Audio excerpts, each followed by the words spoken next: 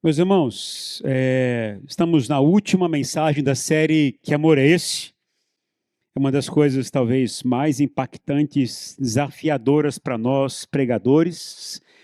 E ia falar em especial do profeta Oséias. É um profeta diferenciado pela missão que o Senhor lhe confiou. Mas hoje eu quero trazer a última palavra dessa série.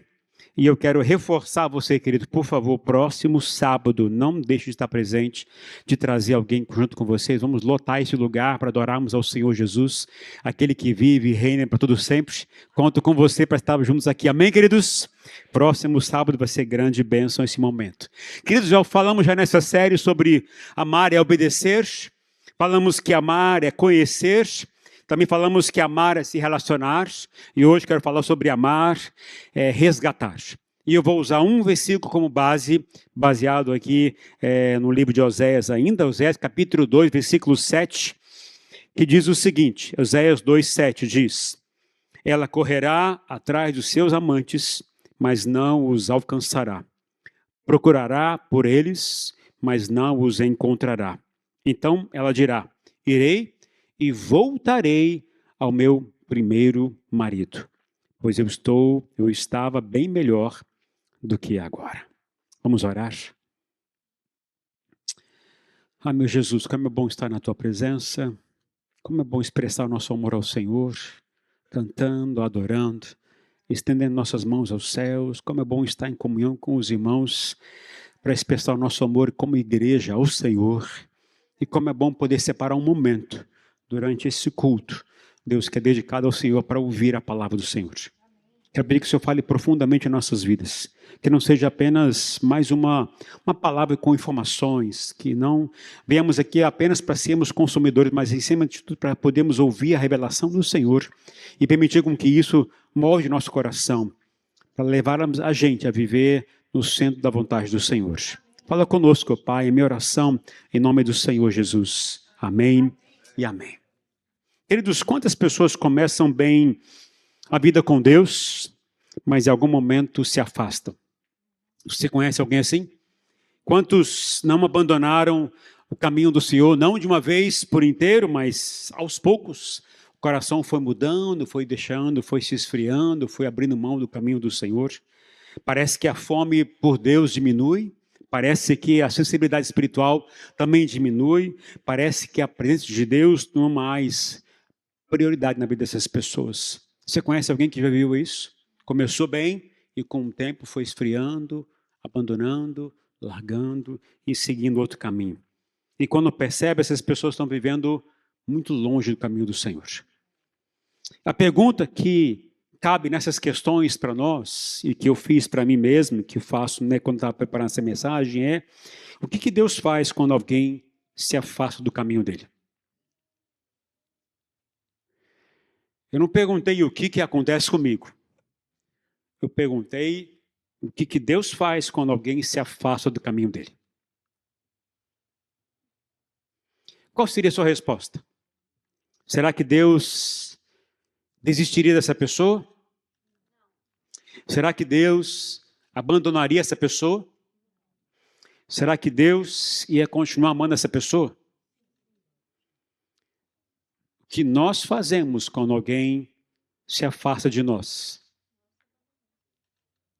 O que nós fazemos quando alguém nos trai?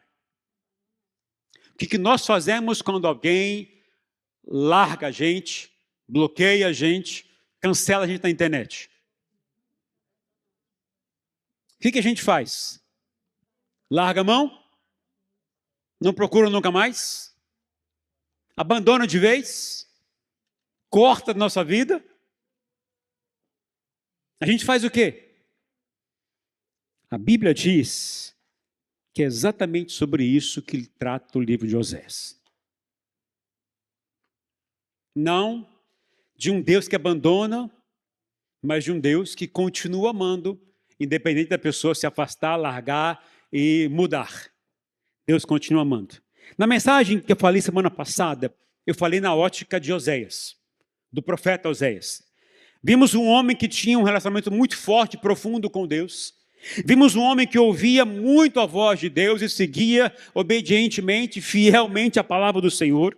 Vimos que era um homem que permaneceu fiel ao Senhor, mesmo com todas as lutas e dificuldades no processo de obedecer à voz do Senhor. Mas era um homem que era fiel ao Senhor. Mas hoje eu quero olhar não na vida de Oséias, eu quero olhar do outro lado. Eu quero olhar na vida da mulher a qual Deus mandou a Oséias casar. Eu quero falar de Gomer. Era o nome dessa mulher, Gomer. Porque essa história não é apenas a história de um profeta fiel ao Senhor, mas também é uma história de alguém que se perdeu no caminho. Uma mulher que desviou do caminho. Uma mulher que abriu mão do caminho que tinha recebido da parte de Deus como uma promessa, mas ela largou e seguiu uma outra rota. Eu quero falar então de Gomer, a mulher que casou com o profeta Oséias. E eu vou usar inicialmente o texto de Oséias, capítulo 1, versículo 2, que diz o seguinte: Quando o Senhor começou a falar por meio de Oséias, disse-lhe: vá, tome para você uma prostituta como esposa, e tenha filhos resultantes da prostituição, porque essa terra se prostituiu constantemente, afastando-se do Senhor. Queridos, esse casamento não era apenas um detalhe a mais da história pessoal de Oséias ou dessa mulher. Era uma mensagem viva de Deus para todo o povo do Senhor. Gomer representava o povo de Deus, representava Israel. E Israel representava naturalmente o povo de Deus, como apresenta a gente também. E dessa forma, essa história também representa eu e você.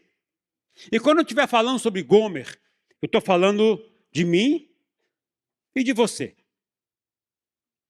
Uma história de alguém que abriu mão, que se afastou, que escolheu um outro caminho fora do caminho do Senhor, achando que estava fazendo o certo ainda, mas seguiu o caminho equivocado. Interessante que a palavra Gomer, no original, no hebraico, tem uma ligação interessante que significa o seguinte: terminar, completar, chegar ao fim, consumar, esgotar. Olha o nome de uma pessoa dessa. Por isso que estudiosos dizem o seguinte: Gomer carrega a ideia de algo que chegou no limite, algo que se consumiu ou que se esgotou. Imagina um filho chamado Gomer, ou uma filha chamada Gomer, que já sabe que o destino dela, pelo nome dela, seria fim, limite.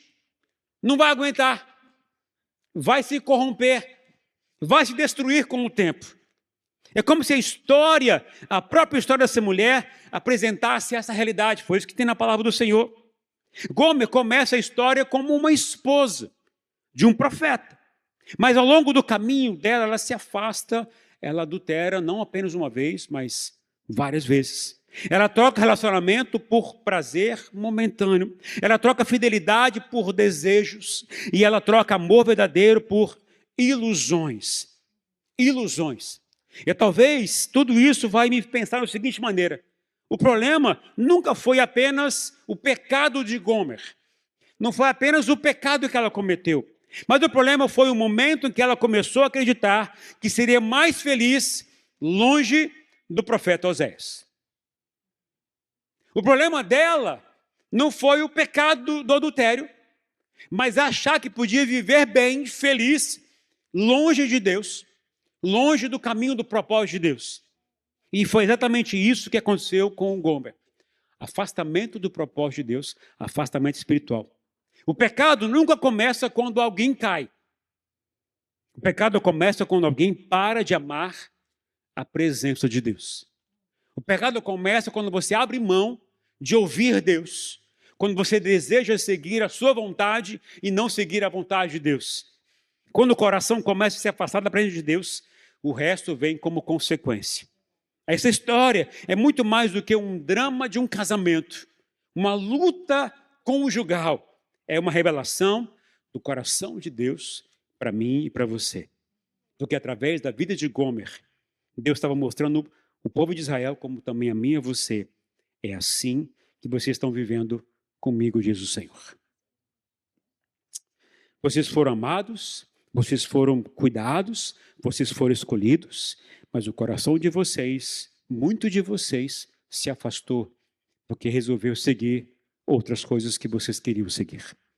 E quando olhamos para a história maravilhosa de o profeta Oséias, e essa história que a gente não queria viver de verdade, mas a gente começa a perceber algo tremendo e profundo sobre o amor de Deus. Sobre o amor de Deus sobre o ser humano. E hoje, então, eu quero falar com vocês 4 verdades que essa história nos ensina. São 4 revelações sobre o amor de Deus. Porque quando a gente entende isso, nós começamos a perceber que o amor de Deus não apenas é um amor que nos perdoa, mas é um amor que nos resgata, traz de volta para Ele. O propósito do amor de Deus por mim e por você nada mais é do que trazer de volta a comunhão com Ele. Porque Ele nos perdoa, mas com o propósito de trazer você de volta para viver bem perto dEle e conviver eternamente com Ele. Primeira verdade que eu aprendo com Oséias, nesse texto, na verdade, com a história de Gomer, é o seguinte, que Deus nos ama, mesmo quando nos afastamos. Deus nos ama, mesmo quando nos afastamos. Gomer, ela não se perdeu de uma vez. Ela foi se afastando bem devagar. Primeiro, foi no coração. Depois, foi nas suas escolhas. E depois, no estilo de vida. Parece que esse é o caminho natural de alguém que vai se afastar do caminho do Senhor. O coração permite desejar outras coisas. As escolhas te levam a distanciar mais do caminho do Senhor. E, por fim, o estilo de vida da pessoa que já adotou um coração diferente, adotou escolhas diferentes, te leva ao distanciamento completo do Senhor. Interessante isso. E aí olha o que diz o texto de Oséias, capítulo 2, versículo 5. A mãe deles se prostituiu, engravidou deles e está coberta de vergonha. Está falando aqui de Gomer.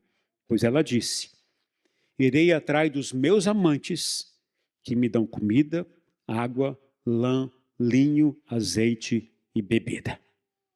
Olha o que aconteceu aqui nesse texto. Ela começa a acreditar que outras coisas são a fonte da sua vida. Ela acha que os amantes são os que vão sustentar ela de agora em diante. Ela esquece quem realmente cuidou dela o tempo inteiro. O profeta foi enviado para cuidar dela, para amá-la, para dar suporte para ela. Ela esqueceu completamente, ela preferiu uma outra coisa na vida dela. Isso parece algo muito semelhante à realidade minha e sua hoje em dia, ou da sociedade hoje em dia. Muitos preferem trocar Deus por outras coisas. As pessoas trocam Deus por quê? Trocam Deus por dinheiro, trocam Deus por carreira, trocam Deus por prazeres, trocam Deus por distrações, trocam Deus por relacionamentos, trocam Deus por conforto. E aos poucos Deus deixa de ser o centro de suas vidas. E é assim que o afastamento espiritual começa na vida das pessoas. Ninguém se afasta de Deus de uma vez só. Vou deixar de crer em Deus a partir de hoje, vou me afastar a partir de hoje. Não começa assim, começa sempre devagar, com concessões no coração. Começou a abrir mão hoje no coração de crer no Senhor, de envolver com as coisas de Deus, abriu mão para poder fazer um pecado que não era para fazer e acaba fazendo porque quer fazer aquilo, e a consequência disso é que vai abrindo concessão, mais concessões e mais concessões, daqui a pouco está fazendo escolhas que não era para ter feito nenhuma das suas escolhas. E quando o coração começa a se afastar de Deus nas pequenas coisas, a fé começa a enfraquecer-se. Nós vivemos um tempo hoje que eu acredito que é o tempo do fim. Estamos nos últimos dias. Se nós olharmos as profecias, seja de Daniel, seja do próprio Senhor Jesus, o que se diz do final dos tempos, o que irá acontecer, vivemos essa realidade hoje em dia.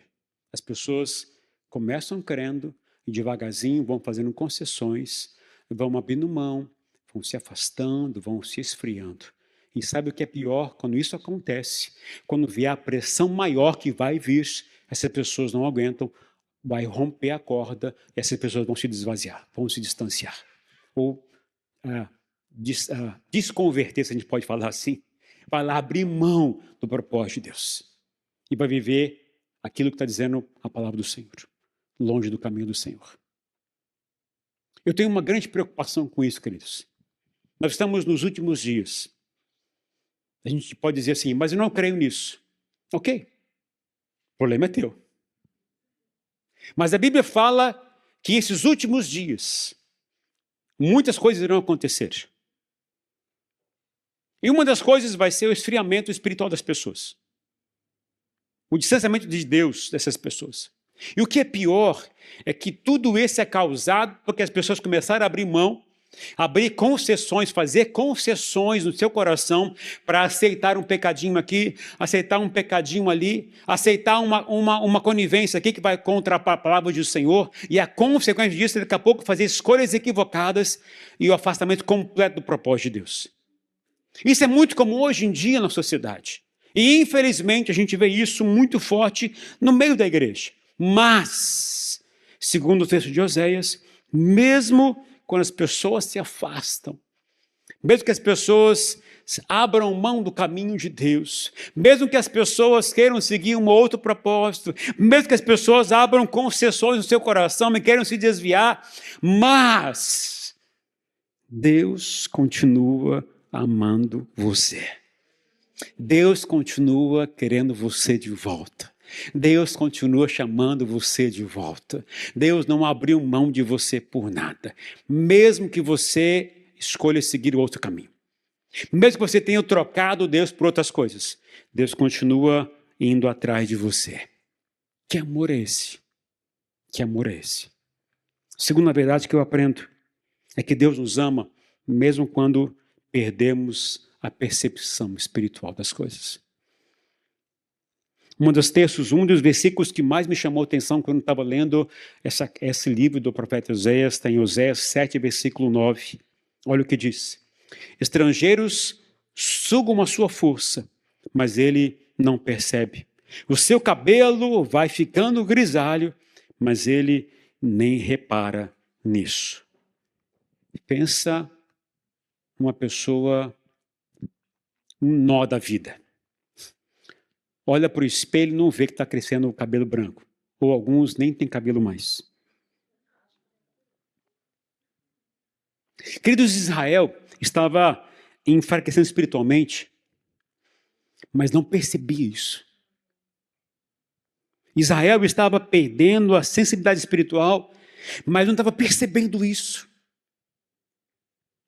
Estava perdendo a identidade espiritual, mas não estava percebendo isso. Vivia a vida como se tudo tivesse normal, mas estava se perdendo, estava perdendo a sensibilidade das coisas de Deus, perdendo a vontade de orar, estava perdendo a vontade de ler a palavra do Senhor, estava se esvaziando devagarzinho o interesse para as coisas de Deus, voltando o coração para as coisas que eram mais prazerosas, mais aquilo que o mundo oferecia. E eu chamo isso de anestesia espiritual. Anestesia espiritual.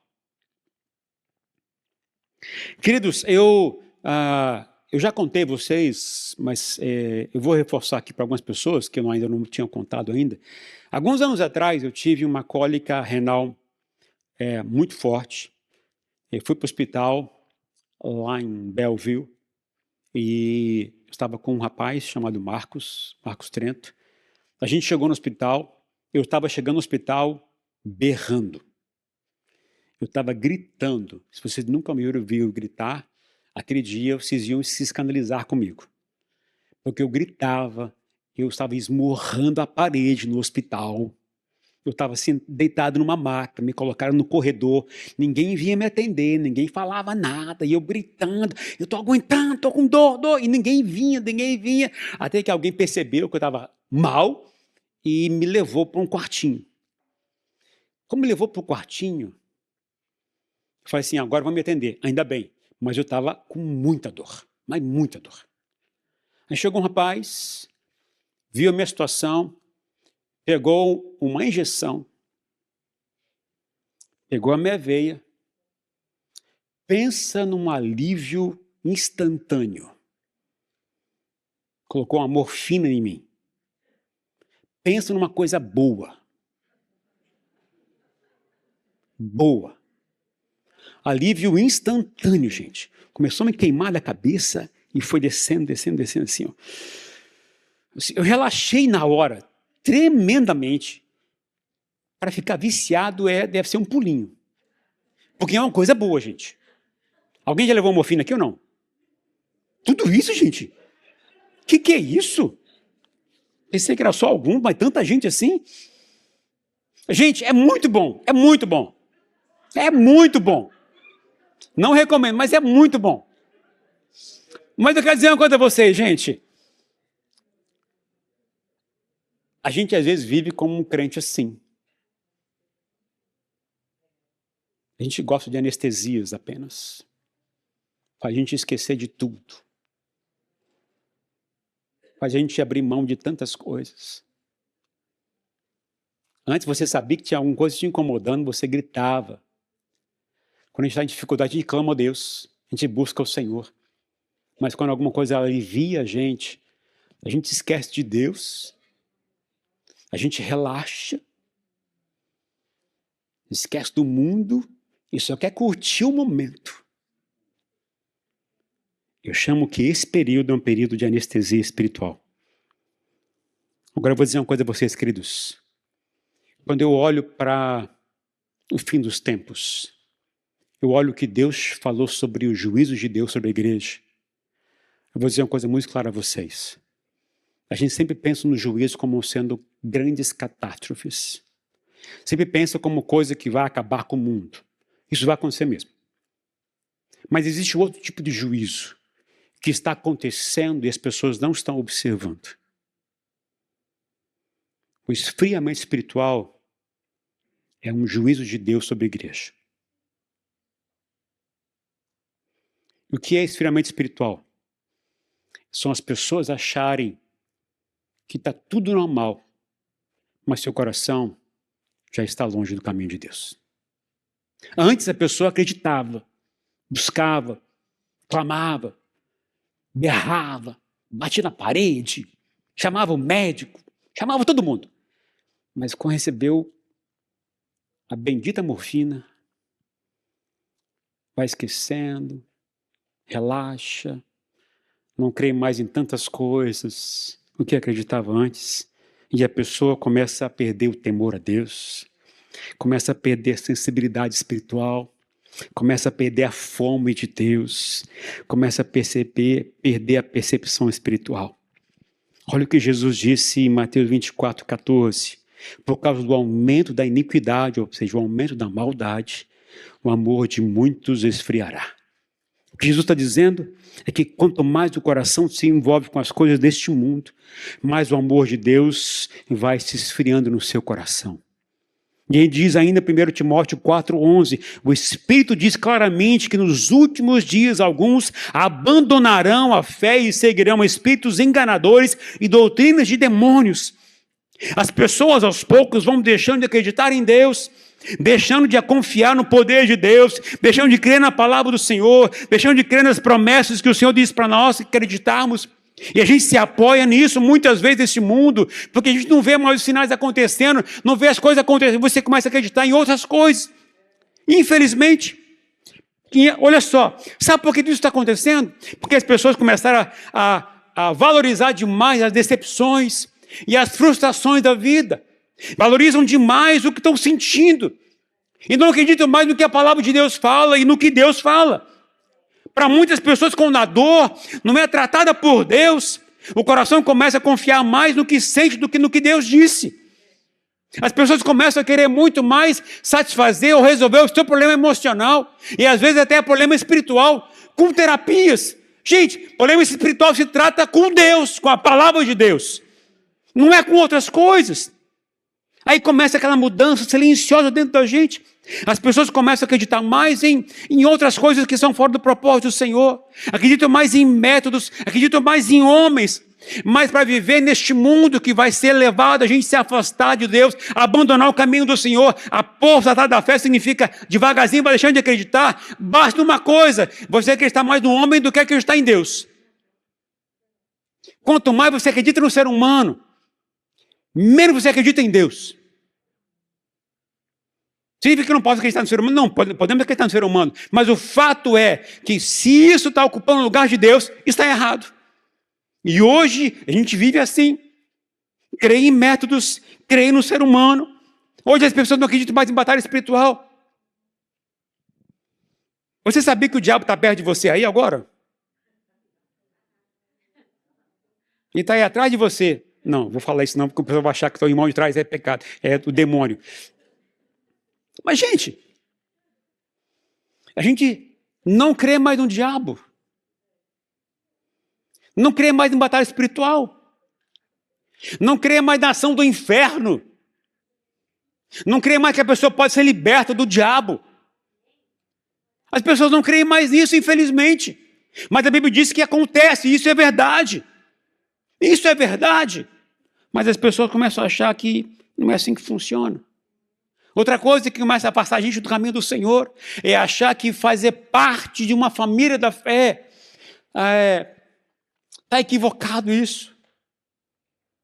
As pessoas hoje querem viver como crentes sozinhos, em casa. Eu não preciso da igreja. Não preciso da comunhão com os irmãos. Eu não preciso de viver como família de Deus. Eu posso viver como crente em casa, sozinho.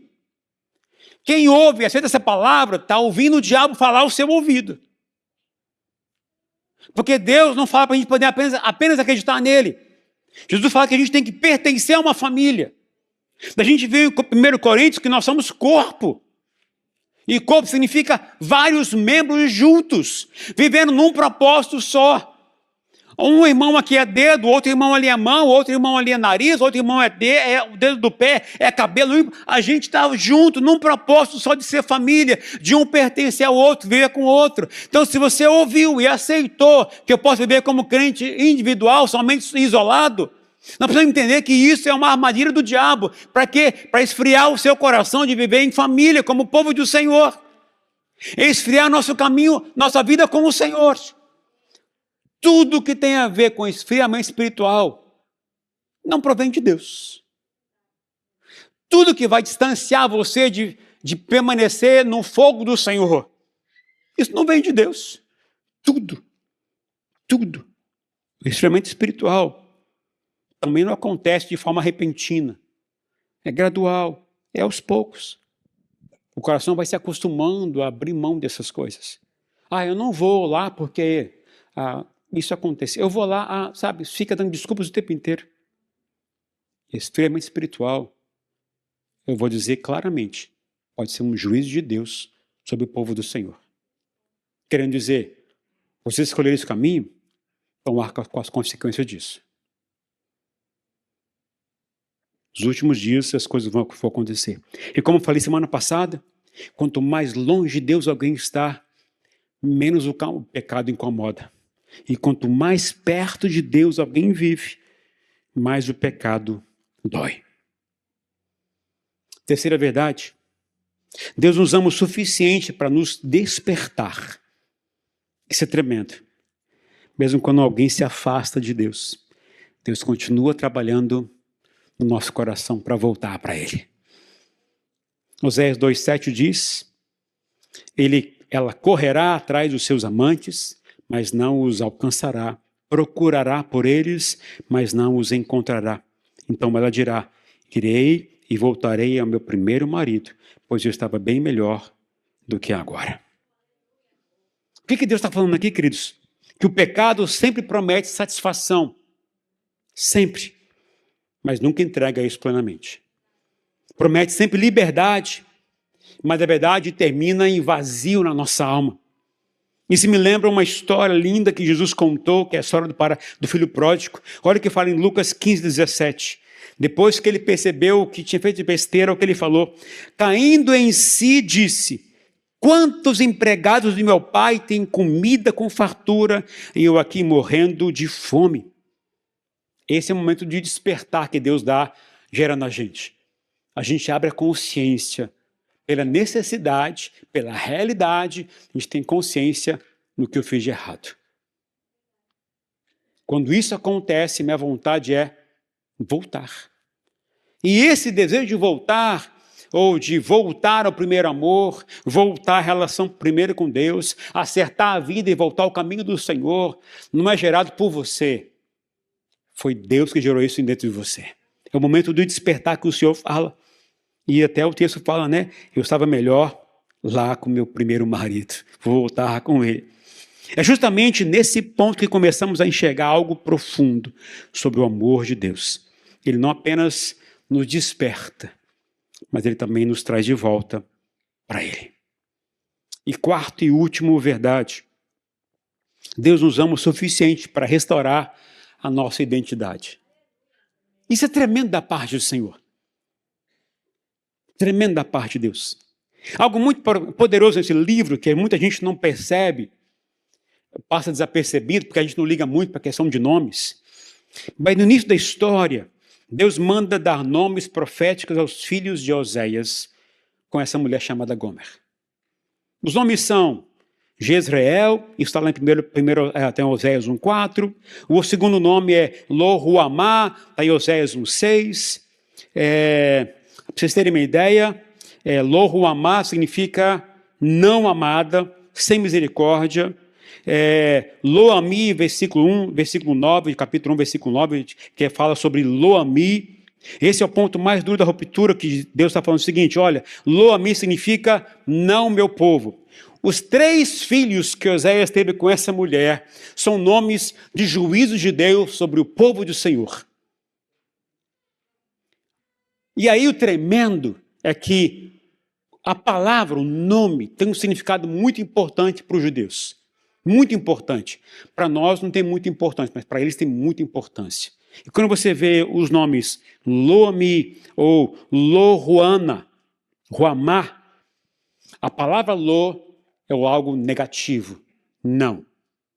Mas olha que lindo que Deus faz. Capítulo 2 de Oséias 2, versículo 1, olha o que ele diz.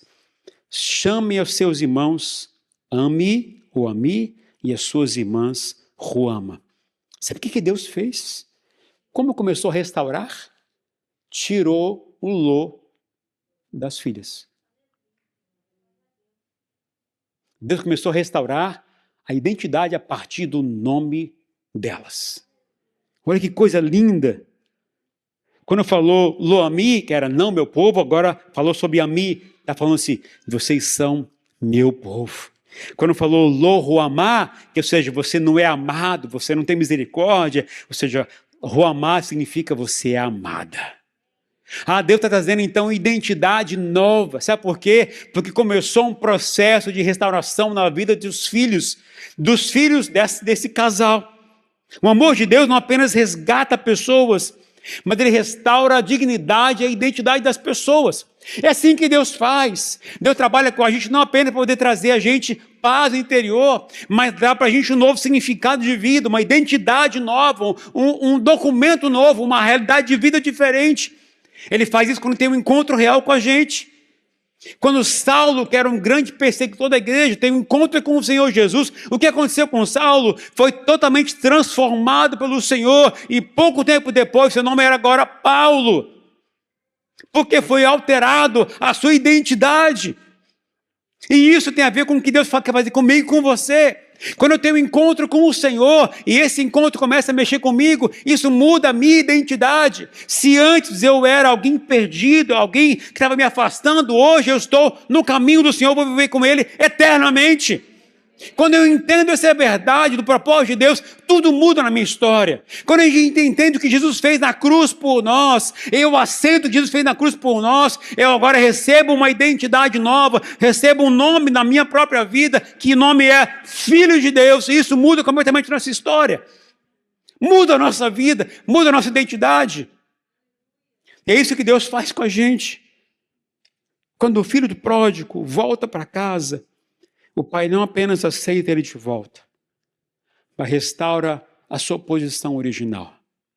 Porque antes ele disse, me dá a minha parte, eu quero viver a minha vontade, quero viver os prazeres que eu escolhi viver, eu quero me afastar do caminho, eu quero ficar longe do Senhor, eu quero ficar longe da estrutura que o Senhor criou para que eu possa viver, eu quero viver a minha vida independente, não quero seguir mais a tua vontade. Lá foi o filho pródigo. Mas depois que as coisas se apertou para ele, ele lembrou da casa do pai, quis voltar à casa do pai. O pai não o recebeu de volta de qualquer jeito. A gente ia fazer o que quando alguém volta para o caminho, para a nossa casa? Volta para casa, vai morar lá fora, vai ficar de castigo, vai fazer isso, porque o que você fez, você feriu muita gente. Mas Deus não faz assim. Deus não faz assim. Lucas 15, 22 diz o seguinte: contudo, o pai disse aos seus servos: depressa, tragam a melhor roupa e vistam nele. Coloquem-lhe um anel no dedo e calçados nos pés.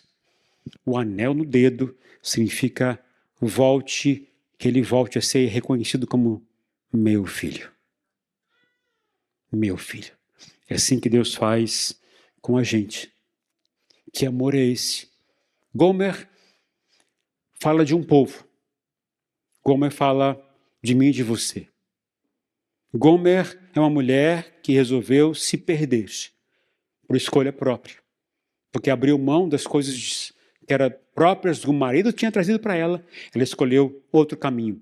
Resolveu se prostituir, resolveu adulterar, resolveu largar a mão do que o marido está fazendo, escolheu trocar tudo isso pelos amantes, escolheu trocar tudo isso pelo que o mundo oferecia, e às vezes nós somos igualzinho. Mas Deus não está aqui nesse texto de Oséias denunciando o pecado apenas por denunciar. O propósito de Deus nunca é colocar você numa exposição para que você pudesse ser exposto e ficar envergonhado, mas na verdade o que Deus está fazendo é revelar o seu coração, por mim e por você. Revelar o quanto Ele ama a gente, o quanto Ele se interessa por nós, o quanto Ele quer a gente de volta. E hoje eu vim com um coração desejoso de fazer um convite a você. Convite para você voltar para o caminho de Deus. Olha o que Deus fez para Gomer no final do livro. Talvez seja algo que todo mundo espera da parte de Deus. Mas olha o que fala Oséias 14, versículo 4. Eu curarei a infidelidade deles, e eu os amarei com generosidade, pois a minha ira desviou-se deles. Deus está dizendo para Israel: eu vou curar a infidelidade de vocês. Deus diz a mim e a você, família Israel, Deus vai curar a nossa infidelidade. Agora, sabe o que mais me choca, queridos? Estava conversando com a pastora sobre esse assunto. O que mais me choca é talvez analisar o tamanho do nosso amor por Deus. O tamanho da nossa interesse pelas coisas de Deus. Qual é o tamanho do amor que você tem por Deus? Qual é o tamanho do amor que você dedica para com Deus? Talvez a forma de avaliar isso seja você analisar o tamanho do seu pecado.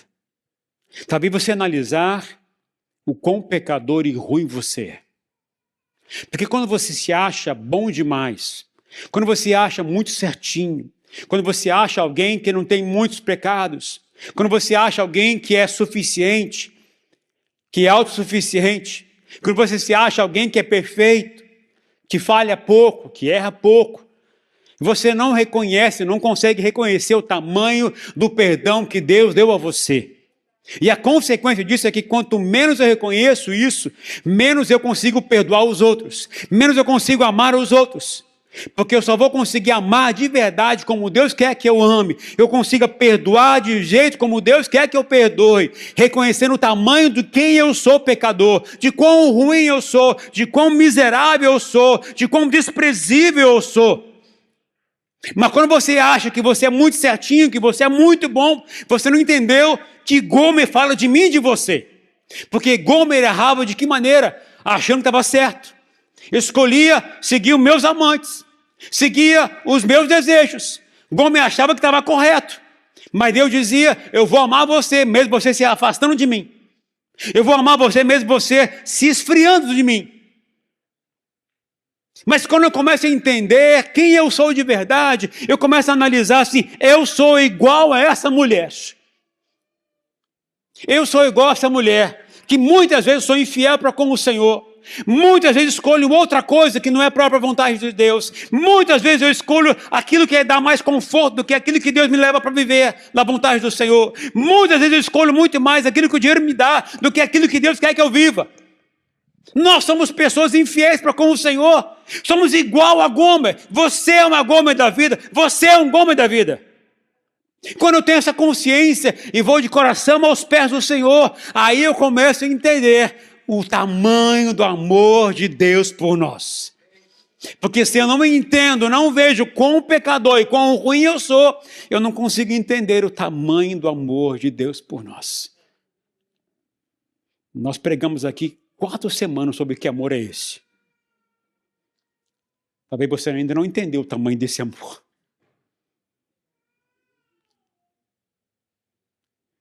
Nada mais é porque a gente não está reconhecendo quem nós somos.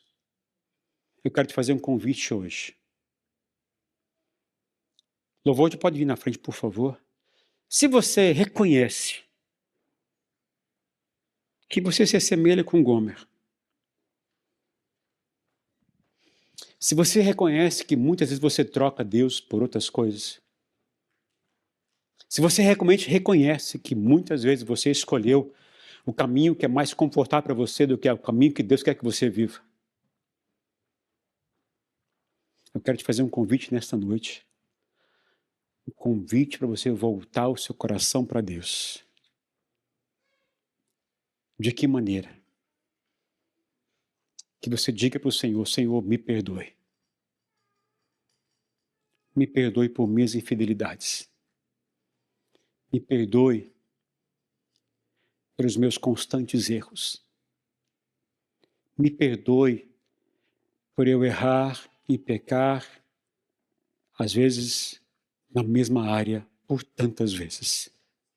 Me perdoe por eu escolher muitas vezes um caminho que é contrário à tua vontade. Eu quero corrigir isso na minha vida. E a primeira coisa a fazer é voltar meu coração para o Senhor. Então, se você quer fazer essa oração nesta noite, se você tem coragem de dizer: Senhor, me perdoe, eu quero te convidar a você sair do seu lugar e você vir se ajoelhar aqui na frente. Essa palavra é para todo mundo. Mas eu quero fazer um convite a você. Se você quer dizer ao Senhor: Senhor, eu reconheço que eu sou pecador, que eu sou pecadora. Eu preciso abrir meu coração para o Senhor de verdade. Se você quer dizer isso para Ele, eu quero te convidar. Sai do seu lugar e vem aqui na frente. Se ajoelhar e dizer: Senhor, misericórdia. Misericórdia.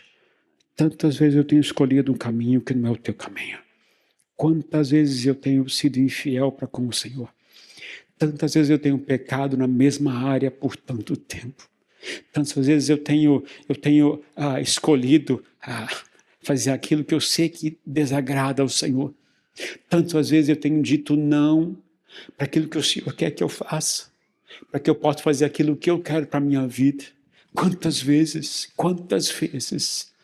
eu tenho errado diante da tua presença. Se você reconhece isso, eu quero te convidar a você sair do seu lugar e você vir aqui no altar. Esse é um tempo de voltar o coração para Deus. Aqui não é o lugar para perfeitos. Aliás, nem existe. Mas aqui é um lugar para conserto. Se você quer fazer isso nesta noite, quero pedir que você quebre o seu orgulho neste momento. E você venha dizer: Senhor, misericórdia. Me perdoe. Me perdoe.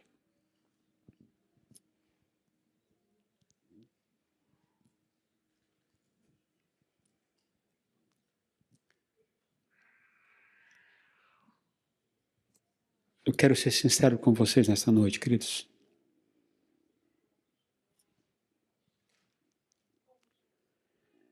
Não sei se vocês entenderam essa palavra.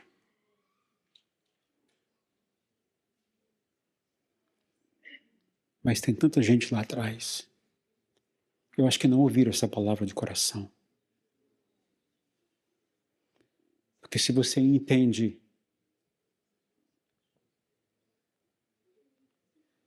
o seu coração é outro diante do Senhor. Então eu quero te convidar a você vir no altar e dizer: Senhor, misericórdia. Tem misericórdia da minha vida. Perdoa, perdoa, Senhor, minha vida. Tem misericórdia de mim, Senhor. Tem misericórdia de mim. Por favor, não diga, Senhor. Certa vez Jesus viu dois homens no templo. Um orava assim: Senhor, obrigado porque eu não sou igual àquele. Obrigado, Senhor, porque eu faço jejum, eu contribuo, eu sigo certinho as tuas leis. E tinha um outro homem que dizia: Senhor, tem misericórdia de mim. Eu sou pecador, e muito pecador. E Jesus disse que esse que reconheceu que era pecador, esse foi justificado perante o Senhor.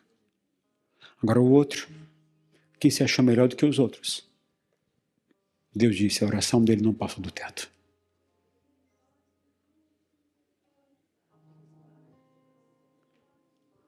Hoje é um dia de conserto. Hoje é um dia de olhar para Deus e dizer: Senhor,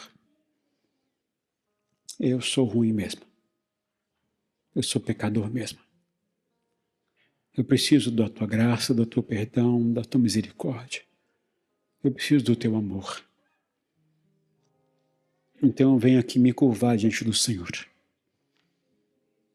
pedindo que o Senhor sonde ainda mais em meu coração.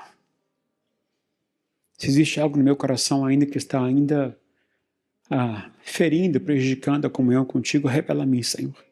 Porque eu não quero ficar com nada atrapalhando a minha comunhão com o Senhor. Não quero ficar com nenhuma brechinha, nenhum pecado escondido, nenhum pecado de estimação.